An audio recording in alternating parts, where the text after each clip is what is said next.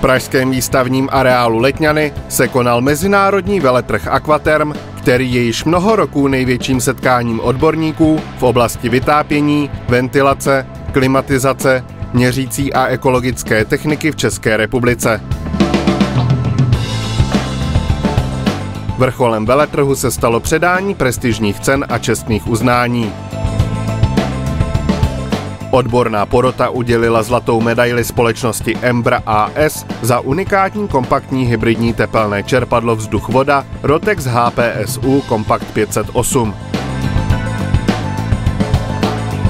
V systému HPSU Compact je vnitřní jednotka integrována do vrstevného solárního zásobníku, a to při minimálních požadavcích na prostor.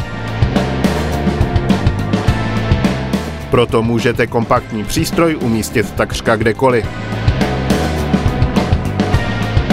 Prestižní zlatá medaile potvrdila již tradiční úspěšnou prezentaci společnosti Embra AS na veletrhu Aquaterm 2010.